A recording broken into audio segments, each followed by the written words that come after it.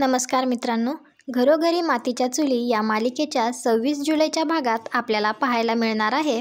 जानकी आणि ऋषिकेशचं संगीत चालू असतं त्यावेळी शर्वरी आणि सारंग सूत्रसंचालन करत असतात.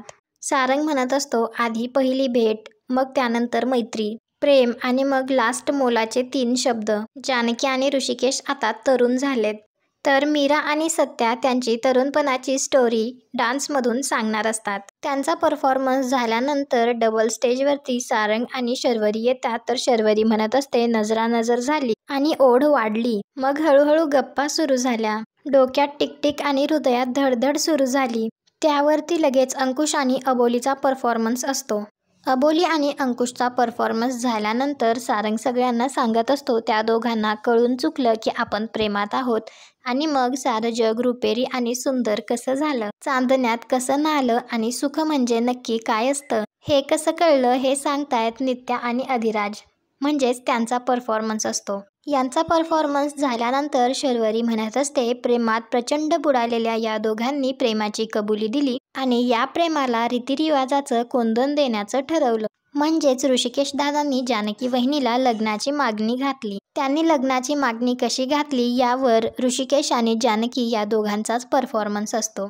खूप सुंदर असा त्यांचा परफॉर्मन्स होतो आणि त्यानंतर एकमेकांना वरमाला घातली जाते. परफॉर्मन्स नंतर शर्वरी म्हणते, लग्न झालं, उंबरठ्यावरचं माप ओलांडलं आणि सुखी संसाराची सुरुवात झाली. कधी गोड कधी तिखट त्यांच्या सुखी संसाराला सुरुवात झाली, ती कशी हे दाखवायला येत आहेत शरुताई आणि विक्रांत भाऊजी.